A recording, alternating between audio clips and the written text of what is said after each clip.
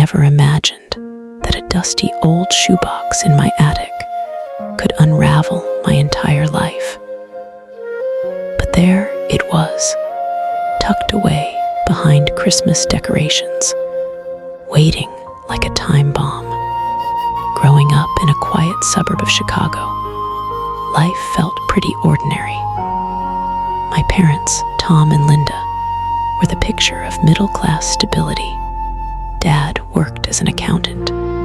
Mom taught third grade. I was their only kid, or so I thought. They doted on me, family vacations to the lake, homemade apple pie on Sundays. But there were these little cracks, you know. Mom would get this faraway look sometimes, staring at old photo albums, and Dad, he'd change the subject whenever I asked about their early years together. "Ancient history, kiddo," he'd say with a wink. I chalked it up to normal parent stuff. Who digs into that as a teenager? Fast forward to my 30s. I'm married to Sarah. We've got 2 boys, Jake and Mikey, running around our house in Seattle. Life's good, busy with my job in software sales. Then the call came last spring. Mom had passed suddenly, a heart attack in her sleep. Dad had died 5 years earlier from cancer, so it hit hard. I flew back to sort through the house, boxing up memories. That's when I found it, the shoebox, labeled memories, in Mom's neat handwriting. Inside were letters yellowed with age, and a faded Polaroid of a baby girl, maybe 6 months old, with my eyes, those same hazel flecks. My heart skipped. The letters were from an adoption agency, dated 1985, 2 years before I was born. "Dear Mr. and Mrs. Thompson," one read, "we confirm the placement of your daughter, Emily, with the adoptive family." Emily. Who the hell was Emily? There were more updates from the agency, photos of a toddler, then a school-age girl. Mom had written back, pleading for secrecy. "Please don't tell her about us. It's for the best." My hands shook as I read on. Turns out, my parents had a baby before me, but they were young, broke, not ready. They gave her up, swore to never look back. But Mom couldn't let go. She'd kept tabs secretly all these years. I sat there on the attic floor, the world spinning.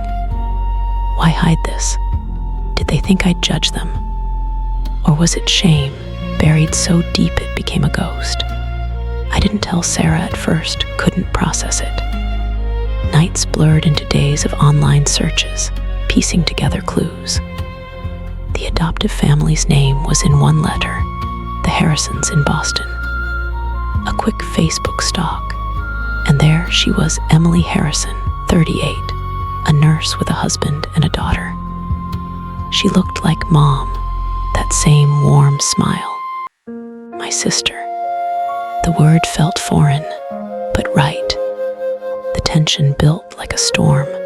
Should I reach out? What if she hated me for disrupting her life?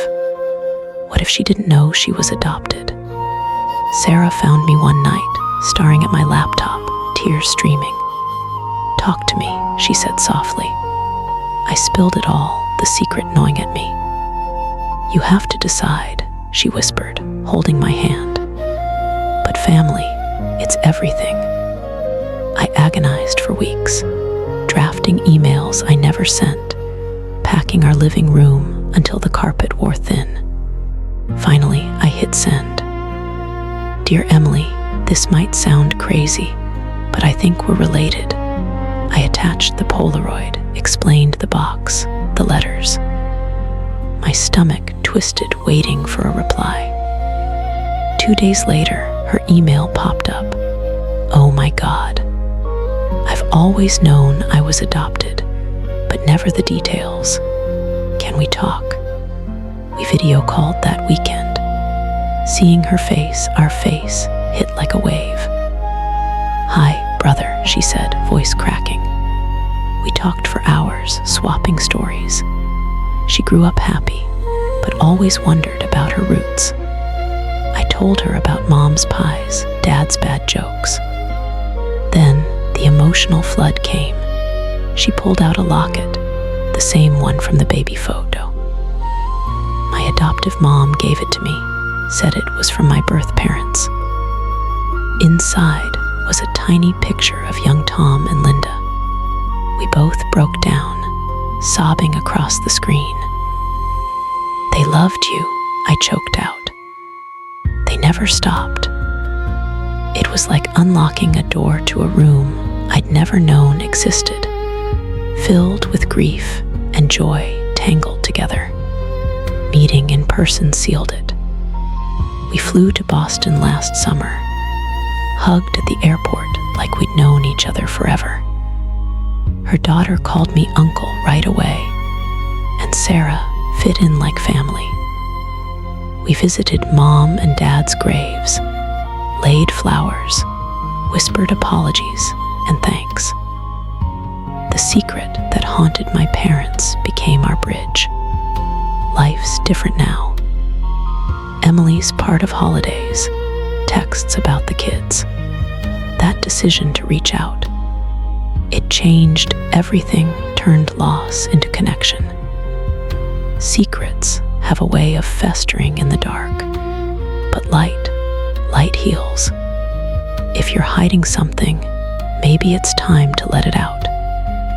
You never know what family you'll find on the other side.